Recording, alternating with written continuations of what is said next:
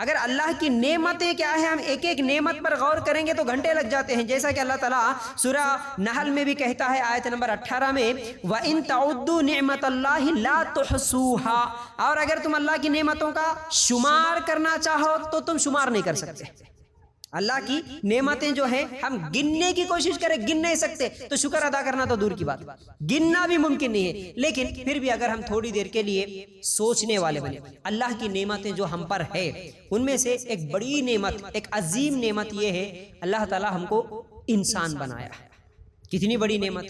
ہم اللہ تعالیٰ سے پوچھے نہیں، ہم اللہ تعالیٰ سے سوال نہیں کرے کہ اللہ تو ہمیں انسان بنا، اللہ چاہتا تو ہمیں کوئی جانور بنا دیتا، کوئی گدھا بنا دیتا، تو ہمارا کھانا کیا ہوتا، ہمارا پینا کیا ہوتا، ہماری آرام کرنے کی جگہ کیا ہوتی۔ سوچ کے دیکھنا، اگر اللہ ہمیں انسان نہیں بناتا تو ہماری کیا حالت ہوتی ہوں گی۔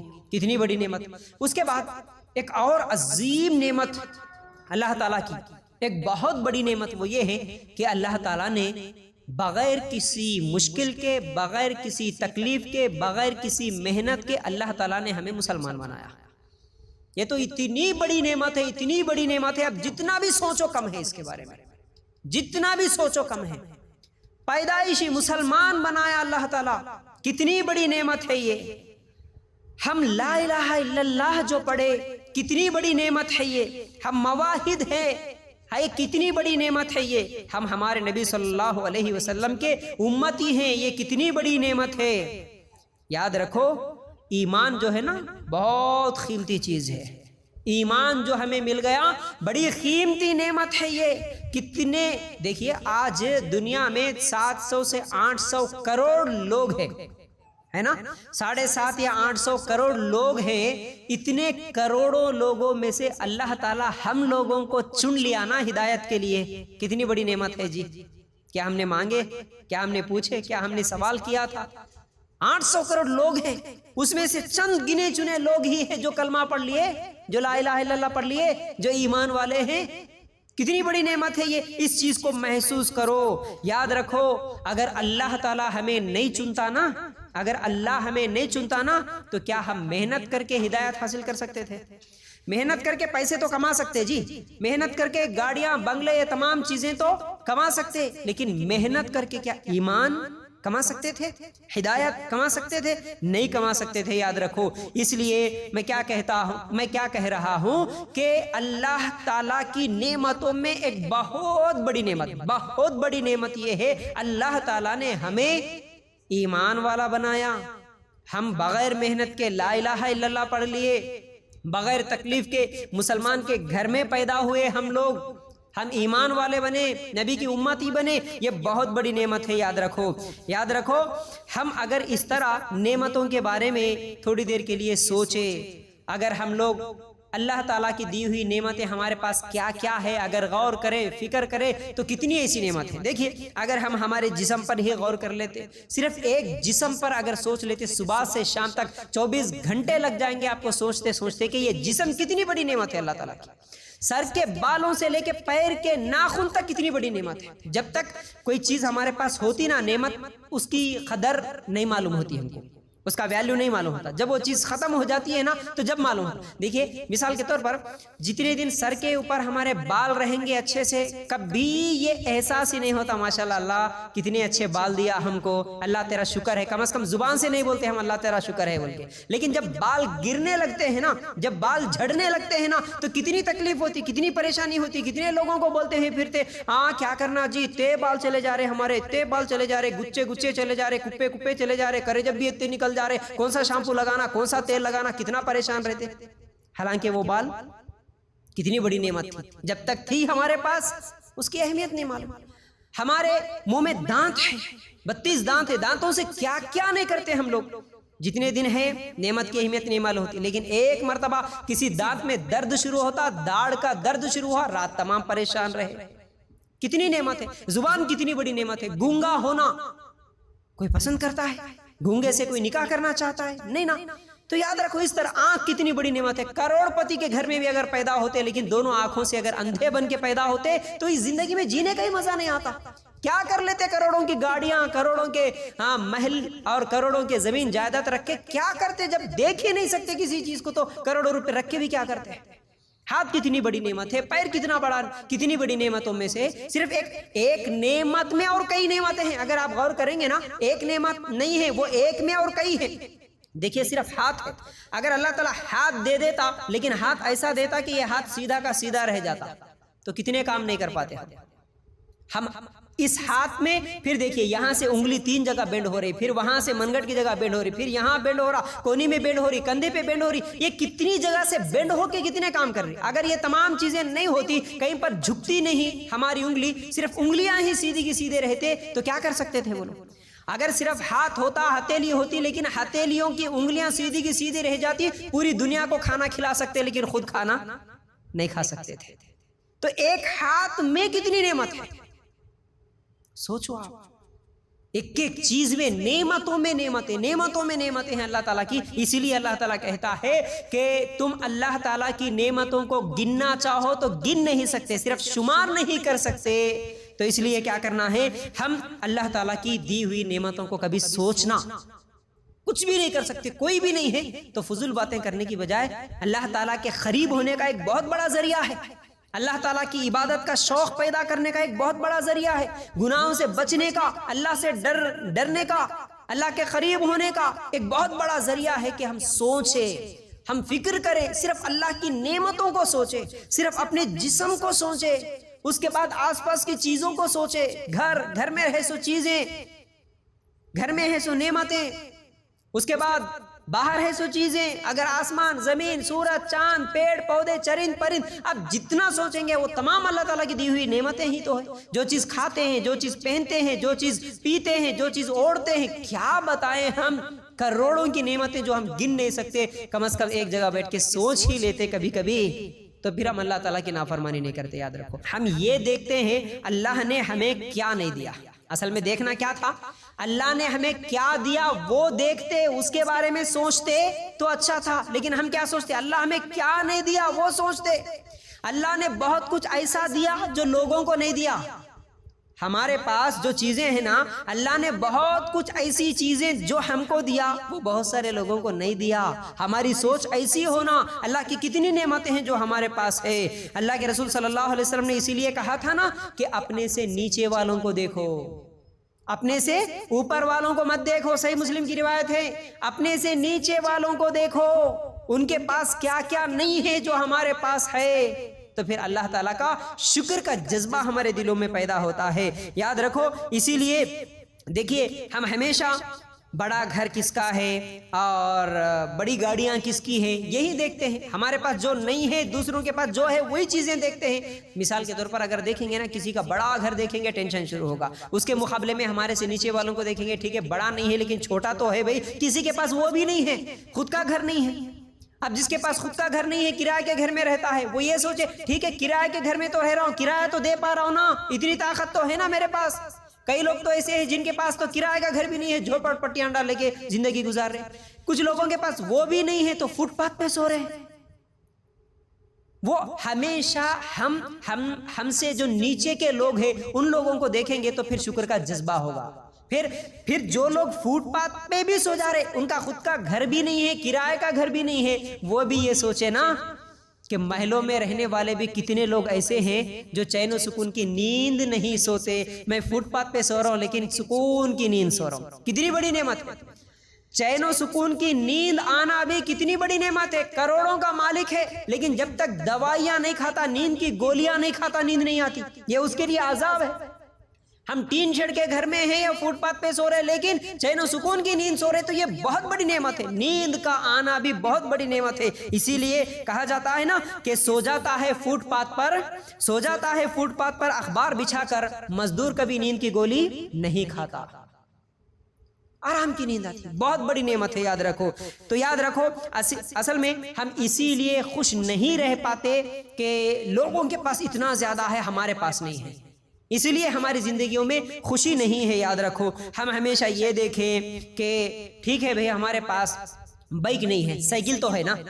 سائیکل والے یہ سوچے کہ بھائی میرے پاس بائک نہیں ہے تو پھر ٹینشن ہوگی، ٹھیک ہے بائک نہیں ہے لیکن سائیکل تو ہے نا، تو پھر سکون ہوگا۔ اب ہماری پریشانی کی وجہ یہ ہے کہ میرے پاس بائک نہیں ہے، سائیکل والا یہ سوچ رہا کہ میرے پاس بائک نہیں ہے، بائک والا یہ سوچ رہا کہ میرے پاس کار نہیں ہے، کار والا یہ سوچ رہا کہ میرے پاس کار ہے لیکن ماروتی ہے، آڈی نہیں ہے، آڈی والا یہ سوچ رہا کہ میرے پاس رولز رائس نہیں ہے، پھر وہ رولز رائس جس کے پاس ہے وہ سوچ رہا کہ میرا پرائیویٹ جیٹ نہیں ہے۔ یعنی ہمیشہ اوپر والوں کو دیکھتے چلے جائیں گے تو ٹینشن ہوگی۔ اگر سائیکل والا یہ سوچے کہ ٹھیک ہے میرے پاس سائیکل تو ہے لیکن کئی لوگوں کو 2 پیر بھی نہیں ہے چلنے کے لیے، تو اس کی زندگی میں ٹینشن نہیں ہوگا۔ تو اس لیے ہمیشہ ہم سے جو نیچے والے ہیں، اوپر والوں کو نہیں دیکھنا، ہم سے جو نیچے ہیں ان لوگوں کو دیکھیں گے تو زندگی میں سکون ہوگا۔ یاد رکھو ہماری ٹینشنوں کا ایک وجہ یہ بھی ہے کہ ہم خواہشات کے لیے پریشان ہیں، ہم اصل میں خواہشات کی وجہ سے پریشان ہیں، لیکن ضروریات ہماری پوری ہو رہی کیا یا نہیں ہو رہی اگر یہ دیکھیں گے تو سکون کی زندگی گزرے گی۔ ضروریات تو پوری ہو رہی، ٹینشن ضروریات کی وجہ سے نہیں ہے ہماری۔ کھانا ضرورت ہے، کھانا مل رہا نا 3 ٹائم کا، ماشاءاللہ اچھے کھانے مل رہے، پہننے کے لیے ہے نا کپڑے تو پہن رہے نا، ماشاءاللہ اچھے کپڑے ہمارے پاس ہے، ضروریات پوری ہو رہی الحمدللہ، لیکن ٹینشن کس کی ہے؟ خواہشات کی ہے۔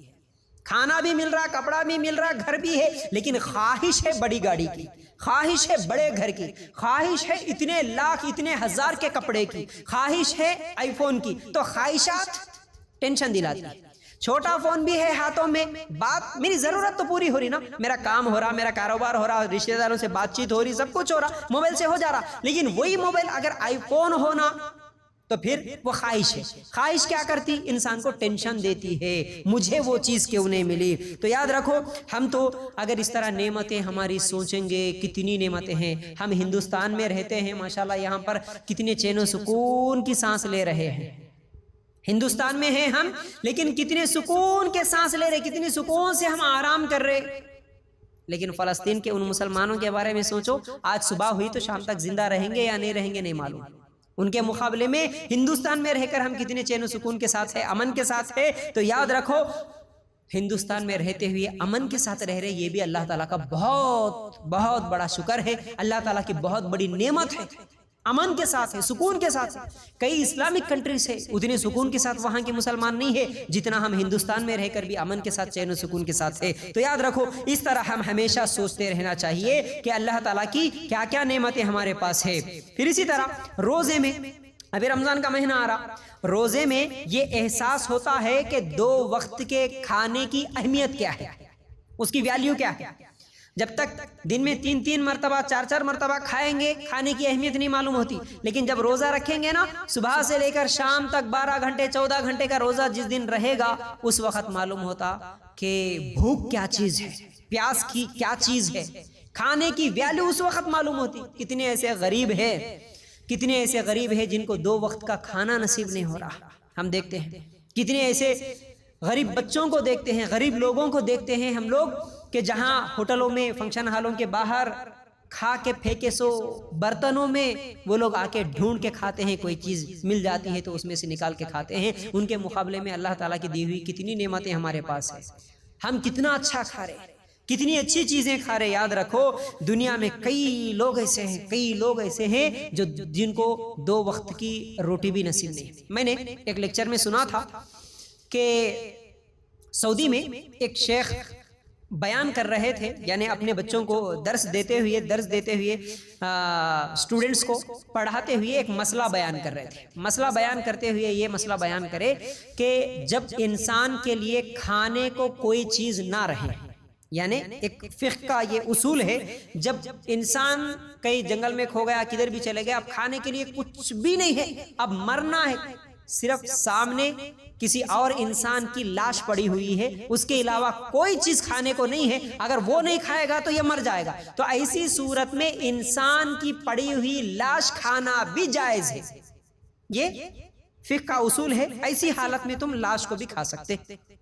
لیکن اب جب یہ مسئلہ بیان کر رہے تھے استاد، تو اسٹوڈنٹس سوچنے لگے، کہنے لگے کہ ایسی بھی حالت ہوتی کیا، یعنی یہ مسئلہ بیان کرنے کی کیا ضرورت ہے، ایسی بھی حالت کبھی کسی کو ہوتی کیا۔ یہ مدینہ یونیورسٹی کی بات ہے غالباً، تو انہی لوگوں میں، انہی اسٹوڈنٹس میں سے ایک افریقہ کا اسٹوڈنٹ تھا، وہ کھڑا ہو کر کہنے لگا کہ ہم نے دیکھا ہمارے علاقے میں ایک وقت ایسا آیا جہاں پر ایک انسان کی لاش ہی پڑی ہے، اس کے علاوہ کھانے کے لیے ہمارے پاس کچھ بھی نہیں تھا۔ ایسے حالات ہم اپنے آنکھوں سے دیکھیں۔ اللہ اکبر۔ تو ایسے حالات بھی ہیں آج دنیا میں، ایسے حالات بھی ہیں۔ صرف ہم، حالانکہ میڈیا کئی چیزوں کو چھپاتی ہے، ہم کو نہیں معلوم ہے، لیکن ان فلسطین کے بچوں کے تعلق سے، ان غزہ کے مسلمانوں کے تعلق سے آیا ہے کہ وہ کتنا تڑپے تھے، پینے کے لیے پانی کے خطروں کے لیے تڑپے وہ لوگ۔ میں تو کئی لوگوں کے ایسے انٹرویوز بھی دیکھا کہ بولتے ہوئے دل کٹتا ہے، ایسی ایسی چیزیں، کھانے پینے کے لیے کوئی چیز نہیں ہے۔ اللہ رحم کرنا، ایسے حالات بھی آتے ہیں۔ تو بہرحال اس کے مقابلے میں ہماری زندگیاں کتنے سکون سے گزر رہی ہیں، ہم کیا کیا چیزیں کھا رہے، اس کا احساس اگر ہمارے دل میں ہوگا تو اللہ تعالیٰ کا شکر ادا کرنے کا جذبہ ہمارے دلوں میں پیدا ہوگا، یاد رکھو۔ تو اسی لیے کہا جاتا ہے نا کہ فاخوں نے تصویر بنا دی آنکھوں میں، گول ہو کوئی چیز تو روٹی لگتی ہے۔ اتنے بھوکے کئی لوگ ہوتے ہیں، کوئی چیز بھی آنکھوں میں ان کی تصویر بن جاتی ہے، گول چیز دیکھتے ہیں تو ان کو روٹی لگتی ہے۔ اور ماہ رمضان وقت سے پہلے نہیں آتا، مگر گھر کی حالت دیکھ کر بچوں نے روزہ رکھ لیا۔ کئی لوگوں کے گھروں میں کھانا تک نہیں ہوتا تو وہ روزہ رکھ لیتے ہیں، گھاس کھا کے زندگیاں گزار لیا۔ فلسطین کے بچے روتے ہوئے کہتے ہیں کہ ہم گھاس کھا کے زندگیاں گزار رہے ہیں، پتے کھا کے ہم لوگ زندگیاں گزار رہے ہیں۔ اللہ کے لیے غور کرنا۔ ہمارے صحابہ کی زندگیاں ایسی، صحابہ کی تو 1450 سال پہلے وہ تو پرندے کھا کے چھوڑ دیے، سو ہڈیوں کے ٹکڑے کھائے تھے، گٹلیاں، کھجور کے گٹلیاں کھائے تھے۔ لیکن آج بھی ہم دیکھتے ہیں جہاں پر جنگ، جہاں پر طوفان، سیلاب وغیرہ آتا ہے، وہاں پر بھی لوگوں کو کھانے کے لیے کئی چیزیں نہیں ملتی۔ تو بہرحال یاد رکھو، ایک سلف میں سے کسی کا ایک قول ہے، بڑی اہم بات بول رہے وہ، کیا بول رہے؟ یاد رکھو کہ میں مصیبت میں 4 چیزوں کا شکر ادا کرتا ہوں۔ ان کے الفاظ پر غور کرنا۔ مصیبت میں جب بھی میں پڑتا ہوں، مجھے جب بھی کوئی پریشانی تکلیف آتی ہے، میں پھر بھی 4 چیزوں کا شکریہ ادا کرتا ہوں۔ مصیبت میں ہم شکریہ ادا کرتے جی، ہم تو مصیبت آتی ہے تو شکوے کرتے ہیں، شکایتیں کرتے ہیں، اللہ میرے اوپر یہ پریشانی کیوں آئی، اللہ مجھے ہی کیوں بیماری آئی، اللہ میرے بچوں کے ساتھ یہ ایسا کیوں ہوا، میرے شوہر کے ساتھ یہ ایسا کیوں ہوا، میری زندگی میں ہی ایسا کیوں ہوا، ہم لوگ یہ سوچتے ہیں۔ لیکن سلف کا قول دیکھیے کیا کہتے ہیں کہ میں مصیبت میں بھی 4 چیزوں کا شکریہ ادا کرتا ہوں۔ کیا ہے وہ چیز؟ پہلی چیز، میں یہ سوچتا ہوں، یعنی جب بھی مجھے مصیبت آتی ہے تو میں یہ سوچتا ہوں اللہ چاہتا تو اس سے بھی بڑی مصیبت میں مجھے مبتلا کر سکتا تھا، ہے نا؟ اگر ہماری سوچ بھی یہ ہو، جو بھی مصیبت آئی اس مصیبت کے وقت اللہ چاہتا تو مجھے اس سے بھی بڑی مصیبت میں مبتلا کر سکتا تھا، اگر یہ سوچ لے تو دل کو کتنا سکون ہوتا جی۔ دیکھیے مثال کے طور پر ایکسیڈنٹ ہو گیا، ایکسیڈنٹ میں ایک پیر ٹوٹ گیا، اگر ہم لوگ یہ سوچتے اس وقت اللہ چاہتا تو 2 پیر بھی ٹوٹ سکتے تھے میرے، اللہ چاہتا تو اس کے ساتھ ہاتھ بھی ٹوٹ سکتا تھا، اللہ چاہتا تو مر بھی سکتا تھا، لیکن نہیں مارا نا، اللہ کا شکر۔ اس وقت بھی یہ جذبہ پیدا ہوتا۔ ایک کڈنی کس کی خراب ہو گئی، اس وقت شکر، اللہ چاہتا تو 2 کڈنیاں بھی خراب ہو سکتی تھی۔ یہ اللہ تعالیٰ کے شکر کا جذبہ ہونا۔ تو کہتے ہیں کہ میں یہ سوچتا ہوں کہ اللہ چاہتا تو اس سے بھی بڑی مصیبت میں مبتلا کر سکتا تھا۔ پہلی چیز یہ اصول بھی یاد رکھ لینا، ماشاءاللہ ہمارے دلوں میں بھی، ہماری زندگیوں میں بھی بڑا سکون ملتا ہے اگر ان باتوں کو یاد رکھیں گے۔ جب بھی مصیبت آئی ان چیزوں کو ہم بھی یاد کر لینا۔ اور دوسری چیز، اللہ تعالیٰ نے مجھے صبر کی توفیق بھی دیا، اللہ تیرا شکر ہے۔ مصیبت آئی، کئی لوگ ایسے ہوتے ہیں جو صبر نہیں کرتے، شکوے شکایتیں کرتے، لیکن اللہ میں صبر کر رہا ہوں تو صبر کا دینے والا بھی کون؟ اللہ ہے۔ اللہ مجھے صبر کی توفیق دیا، اس پر بھی تیرا شکر، میں یہ سوچتا ہوں۔ اور تیسری چیز، مصیبتوں میں میں انا للہ پڑھ لیا تو اس کا بھی ثواب اللہ تعالیٰ مجھے دے دیا۔ میں یہ سوچتا ہوں کہ میں انا للہ پڑھا مصیبت آنے پر۔ اور چوتھی اور اہم بات یہ ہے کہ میں یہ سوچتا ہوں اللہ دنیا کی مصیبت میں ڈالا، مجھے دین کی مصیبت میں تو نہیں ڈالا۔ اللہ کا شکر ہے اللہ مجھے دنیا کی مصیبت میں ڈالا، مطلب ایکسیڈنٹ ہو گیا، دنیا کی مصیبت، بیماری آ گئی، دنیا کا مصیبت، کاروبار میں نقصان ہو گیا، دنیا کی مصیبت، بچہ مر گیا، دنیا کی مصیبت، شوہر مر گیا، دنیا کی مصیبت، یہ سب دنیا کی مصیبتیں ہیں۔ اللہ مجھے دین کی مصیبت میں نہیں ڈالا، مطلب اللہ چاہتا تو پھر اس مصیبت کی وجہ سے کہیں میں شرک نہ کر بیٹھتا، کہیں بدعتیں نہ کر بیٹھتا، کہیں مرتد نہ ہو جاتا، یہ دین کی مصیبت ہے۔ یہ دنیا کی مصیبت ٹھیک ہے، لیکن اگر کبھی ایسے حالات آ جائیں جن کی وجہ سے اگر مجھے اسلام ہی چھوڑنا پڑے، کہیں ایسا اگر حالات آ گئے کہ جس کی وجہ سے مجھے مرتد ہو جانا پڑے، کئی لڑکیاں مرتد ہوتے، کئی لڑکے مرتد ہوتے، کیا ہے یہ ان کے لیے دین کی مصیبت ہے، یہ کتنی بڑی مصیبت ہے، وہ ہمیشہ کی جہنم والی مصیبت ہے نا۔